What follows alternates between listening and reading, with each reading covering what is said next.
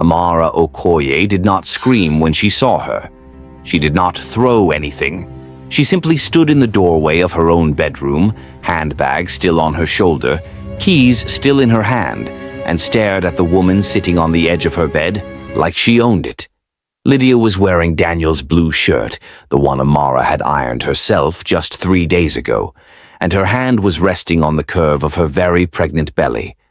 She looked up at Amara with eyes that held no guilt, no apology, no trace of shame, just a cold, quiet satisfaction that chilled the air between them. "Lydia." Amara's voice came out steady, though her chest was already tightening. "What are you doing in my room?" Lydia tilted her head, the way she always did when she was about to say something she had rehearsed. "Waiting for you," she said. "We need to talk." "Then talk." Amara set her bag down on the dresser slowly, deliberately. "What is going on?" Lydia looked down at her stomach, then back up at Amara. "This baby," she said quietly, "is not your husband's surrogate child. It's mine and Daniel's. Naturally." The room went completely silent. Amara heard her own heartbeat. She laughed, a short, disbelieving sound, because the alternative to laughing was something she could not afford right now. "Lydia, stop playing. You're 8 months pregnant. The clinic confirmed what I paid them to confirm," Lydia said, standing slowly, one hand on her back. She looked Amara dead in the eye. "You really don't know anything, do you?" That was the moment Amara's world began to collapse. But to understand how a woman could let her worst enemy sleep under her roof and call her sister, you have to go back to the beginning. Lydia Nwosu came into their lives when Amara was 7 years old. Her mother had died of a sudden illness, leaving behind a 4-year-old girl with nowhere to go. Amara's mother, Mrs. Grace Okoye, a woman with a wide chest and a wider heart, had taken Lydia in without hesitation. "She sleeps here," she told Amara. "She eats here, and you treat her like your own blood. You hear me?" Amara had nodded, and she meant it. They grew up sharing everything: one room, one wardrobe, birthday cakes split down the middle. When Amara won a spelling bee trophy in primary 5, she put it on Lydia's side of the shelf, too. They attended the same schools, wore the same second-hand uniforms pressed stiff every Sunday night, and walked to the bus stop together every morning. To the neighbors in their Surulere compound, they were simply the Okoye girls, 2 sisters who looked nothing alike but moved through the world as one unit.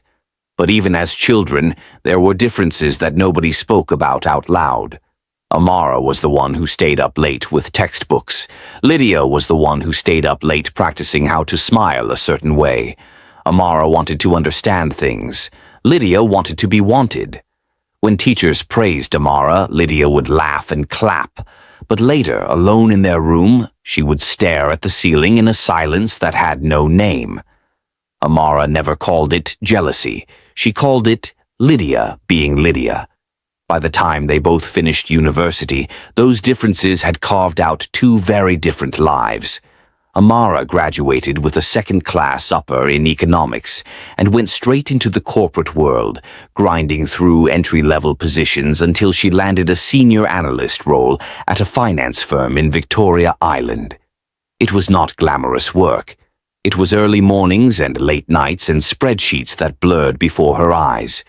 But she was building something real. Lydia scraped through with a pass degree and floated between jobs: receptionist, event planner, sales rep, never staying long enough anywhere to build a foundation. She was charming and beautiful and knew how to make a room turn toward her. Employers hired her quickly. She left just as quickly.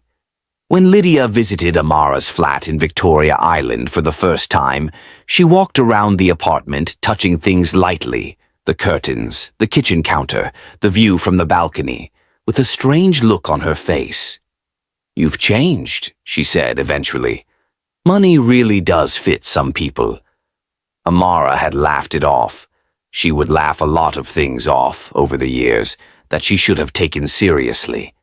Daniel Cole came into Amara's life the way important things usually do, not dramatically but steadily. He was the head of acquisitions at the investment firm that partnered with her company.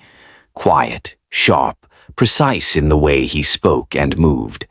Amara had watched women try to soften him at office events, leaning in, laughing too loud, touching his arm. And he had remained unmoved every single time. What eventually caught his attention was a boardroom argument where Amara had pushed back on a flawed projection in front of 12 people, calmly and without apology. He had found her after the meeting and said, "You were right, and you knew it before you opened your mouth. That's rare." They dated for 14 months, married quietly, just family, close friends, and jollof rice that made grown men cry. Amara had never been happier. For the first 2 years, their marriage was the kind that other couples watched and quietly envied. They traveled. They argued like people who respected each other. They built a home in Lekki with high ceilings and a garden. Daniel watered himself every Saturday morning. Amara went back to work. Life was full. Then the trying started. At first, it was just hope deferred, months passing without news, pregnancy tests that came back negative in the early hours of the morning. They told each other it was fine. Plenty of couples took time. Then the tests began. Then the specialist appointments. Then the word that the doctor said gently, but that landed like a stone in still water. Unexplained infertility. It was not impossible, the doctor said. It would just require help. Amara did not cry in the hospital. She waited until she was alone in the car park, sitting in the driver's seat with her hands on the steering wheel, and then she let herself fall apart quietly for exactly 7 minutes. Then she drove home, made dinner, and told Daniel with a level voice that they would figure it out together. But something shifted inside her after that. A slow erosion. She quit her job 18 months later, not because Daniel asked her to, but because the stress felt like it was working against her body. She started waking up at odd hours, lying in the dark, feeling like a woman who was failing at something she could not control. Daniel held her. He prayed with her. He told her she was enough. But the silence in the rooms where a child should have been playing was louder than anything either of them could say. It was into this silence that Lydia arrived. She had called first, which was unusual. Lydia normally showed up. She said she had been thinking about Amara, that she had heard things were difficult, that she wanted to help. When she came to the house, she was warm in the way that only Lydia could be warm. Arms wide, perfume familiar, laughing about old memories from their Surulere days before anything serious was said. Then, over pepper soup at the dining table, she said it. "Let me carry your baby, Amara. As a surrogate." Amara had refused immediately. The idea felt wrong in a way she could not fully explain. Too intimate, too close, too much. "You're my sister," she said. "I can't ask you to do that." "You didn't ask," Lydia said. "I'm offering." Daniel was equally uncomfortable. That night, after Lydia had left, he said quietly, "I don't think this is a good idea." Amara had asked him why. He paused too long before answering. "It just feels complicated," he said finally. But the months kept going. Another failed IVF cycle.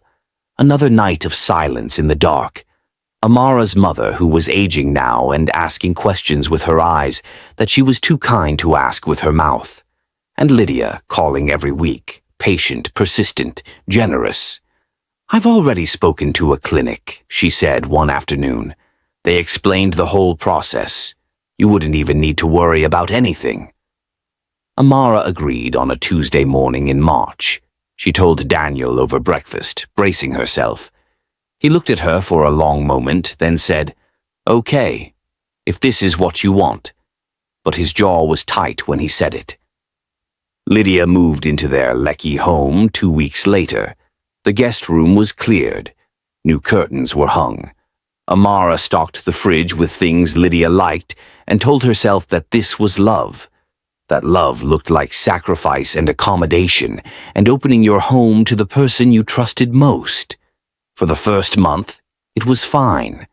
Lydia kept to herself mostly, went to clinic appointments, rested as instructed. Amara drove her to every checkup. Daniel would ask polite questions at dinner. Things were manageable. Then gradually, almost invisibly at first, things began to shift. Lydia started appearing in the living room in the evenings instead of retiring to her room. She began contributing opinions about how the house was run. Not loudly, not rudely, just consistently, in the steady way that water reshapes stone.